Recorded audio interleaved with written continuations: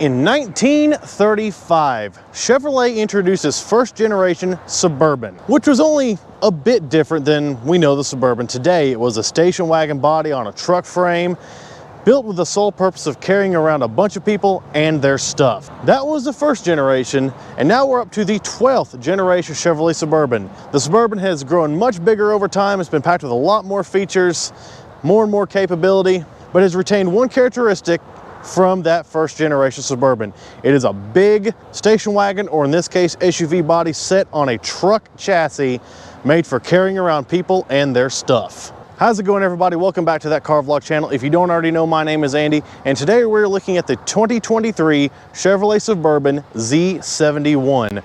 Now, full disclosure, this is a 2021 model, but it is essentially the same as the 23s. Before we begin, special thanks to Twin Cities Certified of Maryville, Tennessee for providing the vehicle for today's review.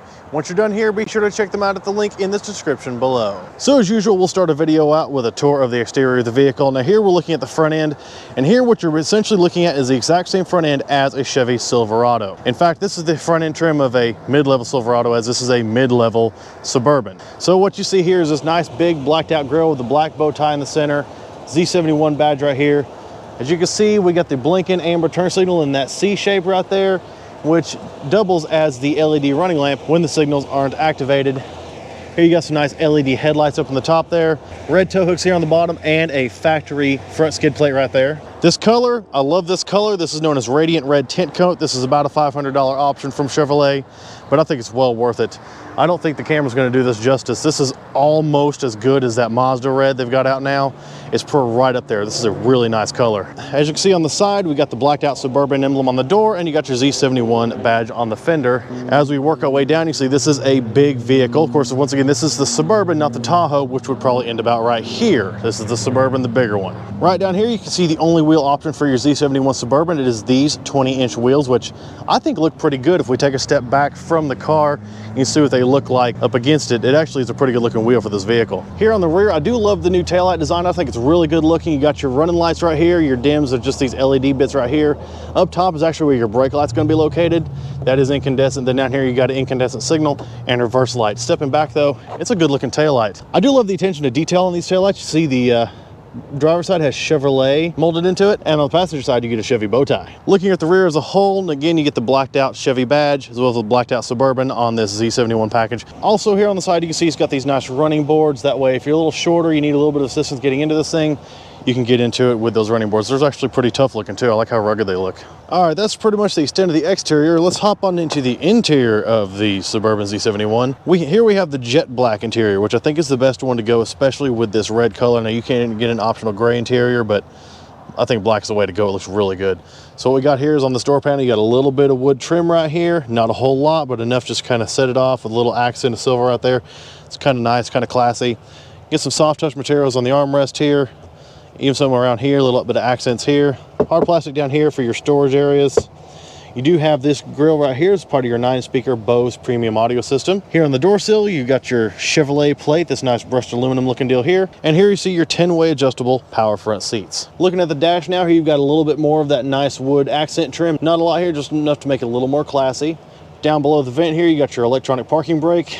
Because that's what we do now. Here's some buttons for your driver aid system, such as your lane keep assist, traction off, parking sensors, hill descent control.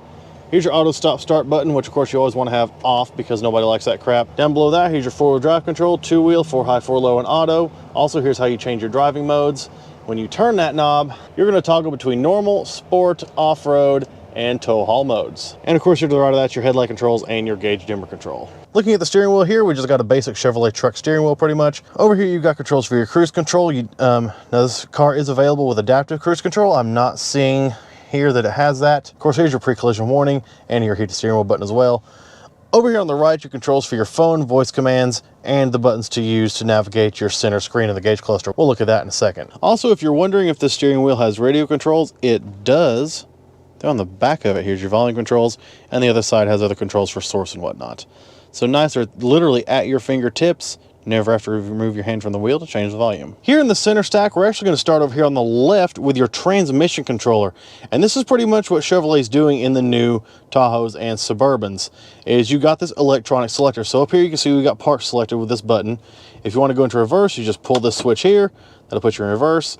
Here's neutral. Drive is another pull. And to do low gear or select a specific gear, you got buttons down below that. Push your P, put it right back in park. Over here, you've got your 10.2-inch infotainment screen with wireless Apple CarPlay and Android Auto, as well as Spotify and Alexa. And on your newer models, like 22, 23 and up, you also have Google baked in, Google Maps, Google Assistant, that kind of thing. So that's pretty cool. Over here to the right, you have this strange little cubby. If you pinch here and slide over, it goes kind of deep, actually. It's very interesting. I'm not sure what you would use that for, but it's there if you find a use for it. Maybe pins or, I don't know, hide your cell phone from your kids. I don't know. But to close it, just pinch it and close it right back up. Of course, you got your typical climate control vents below that, nothing really special. Below that, you've got a few hard controls for your entertainment system. Here's your power and volume. Here's your back and forth buttons. Here's your back button for navigating the system. And of course, your home button to take you back from whatever screen you're in to the home screen. Down below that, you do have your dual range climate control. You can see here's the driver and passenger, a button to sync them up. Here's all your different controls for defroster, air positioning, fan speed control right here in the middle, as well as the main on-off button to kill the system, which we don't want to do today because it is hot. Here you got heated seat controls for driver and passenger. And I actually made the mistake in the Silverado Trail Boss video saying that this was ventilated and that's heated. These are actually two different heated seat controls. You got one here to heat the back and bottom, and one here to heat only the back, which I think this is kind of cool. So if you're somebody whose back hurts a lot and you need your seat to heat your back up, but not your butt, you've got that button right there. That's actually a really smart idea. Continuing downward, we do have a USB A and C port, as well as your 12-volt round right here. And directly in front of that, you have a wireless cell phone charging pad. There it goes. It takes a second. Behind that, dual cup holders, and behind that here is your big center console. So you got this little shallow rubberized storage area, so you can just stick small stuff, maybe just a place to stick your keys or whatever. Hit a switch on the front right here, and you're going to open this thing up to a pretty cavernous storage area. It's got a lot of space in there. Up in the front of that, you do have yet another USB A and C port, as well as a full-size SD card slot. And on the back of the center console, you get two more cup holders. That way your rear seat passengers can have drinks as well. Over here on the passenger side, not much special. You do have your locking glove box, and it is a average size glove box, not tiny, not huge, just right. And in the glove box, I found the original window sticker for this vehicle, and you can see the safety features it offers on this thing. You've got rear pedestrian alert, so you've got lane change alert with blind spot monitoring, which is nice in a vehicle this big. Front and rear parking assist, we'll see a few of those features in a second. Rear cross traffic alert, once again great in a vehicle this size when you're backing out of a parking space. Lane keep assist with lane departure warning, so it'll tell you when you're leaving the lane and nudge you back in. All right, now jumping back up to the gauge cluster. Now this is just your standard Chevy truck gauge cluster for this current generation. Now you can option this with an upgraded 12-inch fully digital display, which of course obviously is not present here. That was present on the Z71 Trail Boss that I just reviewed, so I'll put a link down in the video description so you can go back there if you want to have a look at that screen. I think it's pretty neat. But looking at this basic cluster, you do have pretty much what you're going to need. You got all your different readings out here for of course, your temperature, fuel, battery, and oil pressure. Over here, of course, your tachometer. And because it has the auto stop start feature, it does have a position on the tach to show that it has the auto stop. So, you know, if you're not used to that, you come to a red light, it shuts off, the needle's pointing to that, you're not freaking out like, why did my car shut off? At least that's the idea. And on the left, here's your typical speedometer, nothing special there. The screen you do get here is this little one right in the middle between the two large gauges, and we'll quickly go through that. Now right here we are on the home screen, so it's just going to give you speed, fuel, range, your overall mileage, and it's going to tell you in the bottom whether or not you're in 2- or 4-wheel drive, and there's your compass over there. Once again, this is also where you're going to select your drive mode, so if we turn that knob over there, you can see you can toggle between these modes. Obviously, it's a much cooler experience if you're doing it on the full digital screen, but this one doesn't have it. Now, using the controls on the right side of the steering wheel, if we go over to the right here, you're going to see here's our info screen. Once again, there's our digital speedometer. And if we scroll down, you're going to get your trip A and B, or trip 1 and 2 in this case. Here's your fuel range. You got your oil life, your tire pressure monitors, air filter life, which is kind of cool, brake pad life, average fuel economy, driver assistance, so it's going to be pretty much the display to go along with your lane keeping assist and things like that, and a blank page apparently. If we go from there, here's your music. It'll display what's playing on the radio. You can enter the menu, of course, and you can decide what you want to see. Going over from that, here's our navigation screen. Now, this is not going to give you a full map, but as you can see, it has the turn-by-turn directions. It'll tell you to go north, south, east, west, left turn, that kind of thing. Over from that, of course, here's where your phone would be if you had one connected, And of course, here is your settings page. Now let's jump back over to the middle and talk about this infotainment screen. Once again, this is your 10.2 inch infotainment screen, and this has a lot of just your standard Chevrolet features. I've shown these on a few other vehicles, especially the Corvettes, but we'll take a quick glance at these real quick. So of course, here's your home screen. You got a bunch of presets up here at the top, and you've actually got two panes right here. Like in this case, it's got the radio, your phone over here, so you can look at two different things at one time. We swipe over, and it actually responds pretty well to swiping, which is really nice. You see you've got all your different apps. You got your audio page right here. If we go into that, it's going to show you what radio station you're on. If you want to choose what source you're using, whatever, that's where you do that. Here's your phone screen. This vehicle is Wi-Fi capable. That's where you'd go for that. Settings screen, here's your Apple CarPlay, Android Auto. Hit trailering right here. And this is going to allow you to test your trailer lights if you got one hooked up. If we swipe over again from there, of course, you got your obligatory General Motors OnStar. Hit climate here. You got some redundant climate controls for front and rear. Down here, you got My Chevrolet, Sirius XM, Spotify, and Amazon Alexa. Now, what you're not seeing in this screen is the Google Assistant and Google Maps. That did come, I don't think that comes until later, or maybe even higher option vehicles, but you do still have your Apple CarPlay, Android Auto if you need the maps. Now, you see up here there's a button marked camera. We're going to click on that button, and what we're looking at now is both a top-down view of the car and a front-facing camera. So this does have a front-facing camera. You see this little motorcyclist right there? That's that guy right over there. So this is real time. You're seeing what's in front of the car. We hit this button right here. It's going to switch to the rear-facing camera if you want to see what's behind you there. Click this button right here. It's going to give you a zoomed-in top-down view of the front or the rear of the vehicle. You go back over here to get the view we had before. Click this right here, and I think this is really cool. So this is giving you a view down both sides of the car, left and right, which is really awesome if you need a little bit more assistance with the blind spot or see if you're going to hit something with your rear wheels. You're afraid you got kids or pets too close. That's a really nice thing to have right there. Down here, you hit this button right here, and it's going to zoom down in over your trailer hitch if you had one, to help you line that up. Now, I do like that if you go back to your main rear camera view and hit this button right here with a little picture of a trailer on it, you're going to get that line that lines you up with your trailer tongue. And this button right here will simply get rid of your top-down view. You see, I hit that, and it gives you the full view of what you're seeing in front or rear. Hit it again, and you're going to get that top-down view. I like that, actually. To get out of this, just press the home button down below, and it takes you back here. Down here, you got some quick buttons. Of course, here's your home button one more time. It's going to take you back from whatever screen you were in. Here's your volume mute, your phone control, navigation, and a button to get you right into those redundant climate controls. As we make our way up top, you can see this one does have the standard rear view mirror, not the digital camera style rear view mirror. I really wish it did. That's the best one there is. All right, going above the mirror, you see you've got your obligatory GM buttons for OnStar and SOS. Here you got the control for the sunshade for your optional panoramic sunroof. Here's the control to open that panoramic sunroof. And here's the button to tilt that. Behind that, you got a few more buttons. Of course, you get your buttons for garage doors, which you get on most vehicles. Here's some I really like. This button here and this button here are actually for lowering and raising the third row seats. I love this. So if you pull up and you got somebody needing to load something in the third row seats, what cargo space back there isn't enough, you can just operate those from here.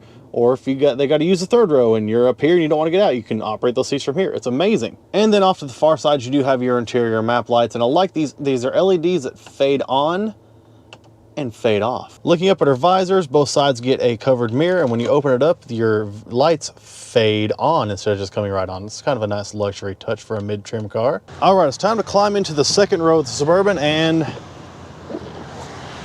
not a problem. Now, I did go ahead and make sure that the driver's seat is set up to how I'm going to drive it, someone who's just a little over 6 foot tall. And I mean, this is the kind of legroom you get in this thing. Suburbans have always been big. They've only been getting bigger, and now, of course, they're on the chassis of nice full-size trucks that seat a lot of people. And I mean, you get a bunch of legroom in the back of this thing. Headroom is obviously decent, but legroom is where it's at. Now, looking in detail at the second row here, your rear doors have the same wood treatment with the silver trim, same soft touch materials, look really nice.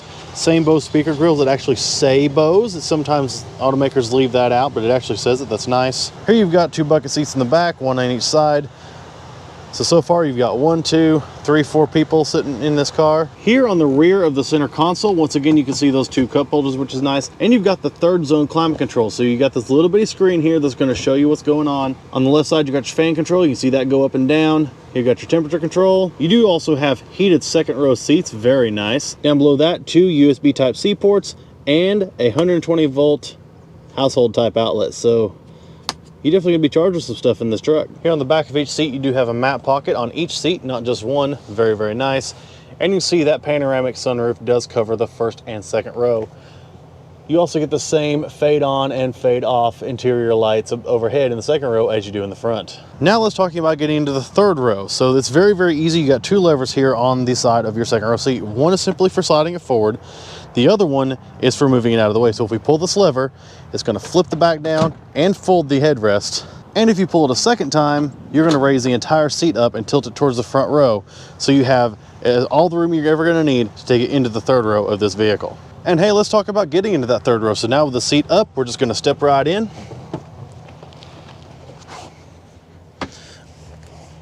Super easy. And now I'm sitting in the third row of the vehicle. If I want to pull this seat back down, and then you just simply pull up on the back and it'll put it in place. Now someone else may have to slide it back towards you. Although with it in this position, I've got plenty of leg room. It may compromise some in the second row, but it's not terrible. To get out, just simply pull the strap here on the back of the seat and you're gonna get right out. Pull it again and it folds it up so you can get right out of the car. Now you can pull on that strap and it works to fold the seat, or you can just take it the easy way, hit this button on the side here and it folds it down, push it again, and it releases it. So you can just whoop right up. You don't even have to pull on any straps. You can just sit here, recline, hit this button, and let yourself out of the third row. How nice is that? Now here's me sitting on the other side where the seat is in its all the way back position. And you can see I don't have as much leg room as the second row, but I'm also not all that cramped. My knee is, I have to really put my leg up to touch the seat, and I don't sit like that. You may feel more cramped, especially if you're tall, but it's still not the worst third row experience in this vehicle. Looking at the third row in a little bit more detail, here on the side, you got, of course, a cup holder and a little storage pocket. You got this exact same thing mirrored on the passenger side, and you have a USB Type-C port for the third row, also mirrored on the passenger side. So you can still seat 3 people back here and charge stuff. And up on the ceiling for the third row, you also get the same fade on and off LED interior lights. Hey guys, we'll get back to reviewing this Suburban in a second, but before we do, I just want to ask you guys a quick favor. If you enjoy what you're seeing here so far, then when you get done with this video, go back to my main channel page and check out what else I've got. And if you like what you see on this channel and you want to see more from me and what kind of cars I review next, make sure to subscribe to the channel so you'll never miss another video. Also follow over on Facebook and Instagram at that car vlog channel for the same reason. And who knows, maybe I might actually start posting cool car pics at some point. I'm not really sure about that. But hey, at the end of this video, make sure you subscribe to the channel. All right, back to this awesome Suburban. Before we get into the rear of the vehicle, I want to talk about the key fob. It is just a basic Chevy truck key fob. It has the Chevy logo on the backside. Nothing real special. You got your lock, unlock, remote start, panic button. But you see here, you've got 2 trunk release buttons. This thing's kind of cool because if you hit this one twice, it's going to release the entire lift gate. If you hit the bottom one twice, it's just going to open the glass. I do like the SUVs are starting to bring back this glass that opens separately from the cargo lift gate. It's great for just quickly reaching in, getting things in and out. You can just close that right back. Now we'll open the entire lift gate. Of course, there is a button right there in the handle to raise that, but you got the remote control. What do you need that for? And here is the rear cargo area of your modern Chevrolet Suburban. Now, as you can see, this is a very spacious rear cargo area. We'll talk about how spacious in a second. But as far as features, most of them are over here on the right side. You've got another one of your 120 volt household type ports. You got 2 buttons right here to fold down the second row. Now keep in mind, these are only for folding it down, but if I hold that button down, you can see it's going to release that second row seat. Beside that are 2 buttons to lower the third row, and these are for up and down. So if we hit that button right there, it's going to drop that third row. And of course, we're going to raise them right back up again.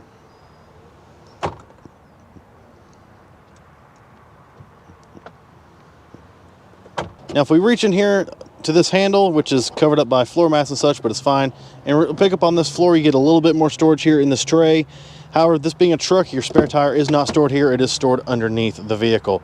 I do like the touch. They put these nice, like, brushed plates on the back, just like the sill plates up front. It's kind of a nice touch. All right, now talking about actual storage space, as you can see here, all seats are in the upright position, second and third row. And behind those third row seats, you do get 41.5 cubic feet of cargo storage space in your Suburban, which of course is significantly more than you're gonna get in the shorter version of this, the Tahoe. Love that you can carry 7 to 8 people in this car and still a bunch of cargo. Now, if you need even more cargo space, just put the third row seats down and you get even more space. But what if you need the absolute maximum amount of space you can get? Well, put the second row seats down, and now you can enjoy up to 144.7 cubic feet of cargo storage space in your Chevy Suburban. And since we like to use plywood as a reference for how much you can load in this, I'm gonna say a lot of plywood. And now up front under the hood, the business end of the truck, to talk about engine, transmission, pricing, and whatnot. So first of all, like we've been discussing, this is the Z71 trim of the Chevrolet Suburban. It is only available as a 4-wheel drive. Now the rest of your Suburbans can be optioned as a 2 or a 4, but your Z71 is only a 4-wheel. Now the Suburban in general is offered with one of 3 engine options. First up, the engine this is equipped with, which is the 5.3 liter V8, producing 355 horsepower and 383 pound-feet of torque. The next engine option, of course, is a 6.2 liter V8, both of these naturally aspirated. A 6.2 liter V8 producing 420 horsepower and 460 pound-feet of torque. Your third engine option is a 3-liter inline-6 Duramax diesel, producing 277 horsepower and the same 460 pound-feet of torque as the 6.2-liter gasoline V8. Now, no matter which one of these engines you option, you are only going to be able to hook these up to a 10-speed automatic transmission. Once again, 2 or 4-wheel drive unless you have the Z71, which is 4-wheel drive only. Now, this 5.3 in this example is rated at right around 15 miles to the gallon city, 19 highway. So you're not sipping gas in this thing, but that's not why you buy a Suburban. You don't buy these for gas mileage. You buy these because you want a big SUV with a big engine. As far as pricing in 2023, talking about the Z71, now I didn't see anything on the website saying that the Z71 could be optioned with the diesel, so we're just gonna talk about the 2 V8 gas engines. 2023 pricing, your 5.3 liter Z71 is going to start you before options right around $69,000. If you step up to the 6.2 liter V8, then it's going to start you just under $78,000 before options. Now, I tried to look up towing capability and how much these things could pull, and for some reason, when I try to look that up on Chevy's website for any truck, it doesn't list any of that. So I had to go do a Google search. And I tried to nail down as close as I could to about what these things will tow. So as equipped, this one with the 5.3 liter V8, if you option it with the max tow package, you're going to be able to tow right around 8,000 to 8,300 pounds. Interestingly and somewhat unfortunate, if you option a Suburban with the diesel engine and equip it with max tow package, the most you're going to get is about 7,800 pounds. So somehow the diesel engine tows less. I thought diesels pulled more.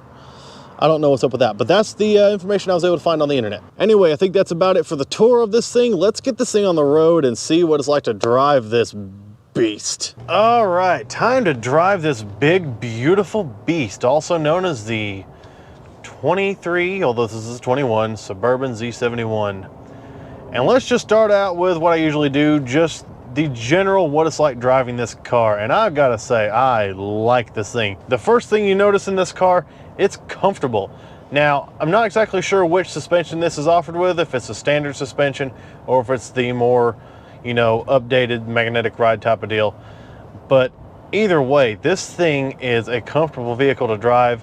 Of course, that long wheelbase definitely helps as well. It's heavy and it's big and it's just great. I love Suburbans, and I'm gonna gush about these things because, I mean, they're just great vehicles. I love these things. As far as visibility is concerned, of course, your side view mirrors are a decent size. You could probably even consider them decent size for towing. Although if you were going to tow, it would probably be helpful to have some blind spot mirrors on there as well. If you turn and look off to the side, you've got good visibility.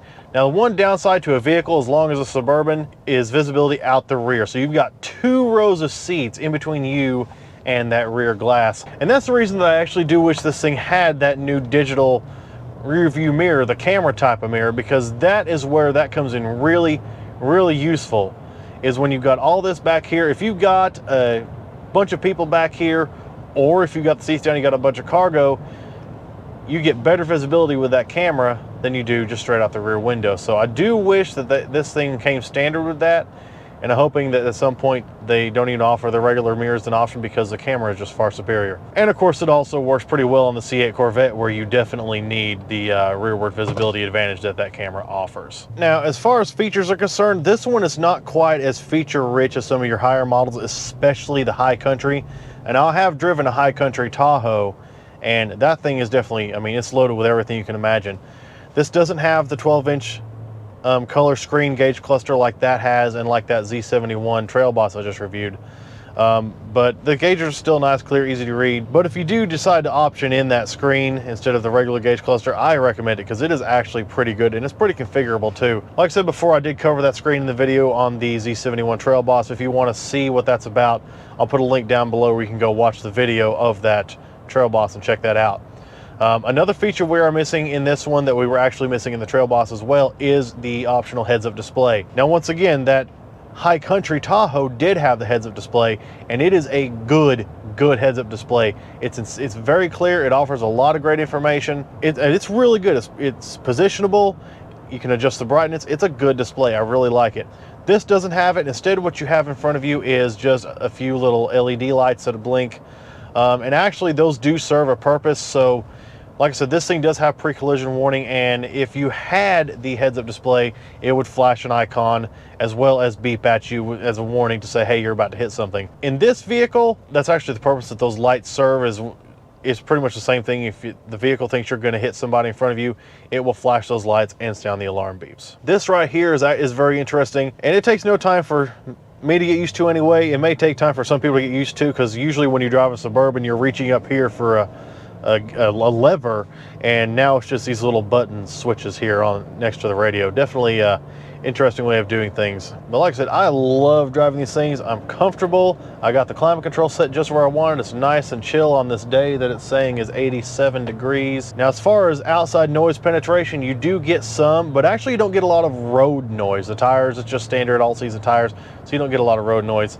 It's not quiet like a luxury vehicle, but it could let in a lot more noise, so I'm definitely glad that it doesn't. Easy to drive, you know, the size isn't intimidating. It's just a nice vehicle to drive, and I think despite the fact that it only gets 19, 20 miles per gallon tops, this is still would make a great road trip vehicle. I would gladly drive across the country in one of these. I wouldn't like the fuel cost, but I would gladly drive cross country in one of these, absolutely. Now, another bit of information that Chevy's website does not give you is 0 to 60 time on these vehicles, and of course this isn't exactly one of those vehicles that you really need to know that, but some people still want to, and I definitely want to.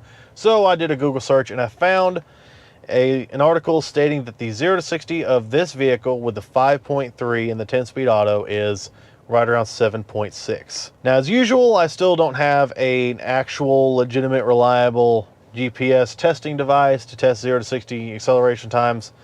Hopefully one of these days or years or whatever, I'll get one of those. But for now, I'm just going to do the old-fashioned stopwatch on the phone method. So we're just going to go straight from brake to gas and go.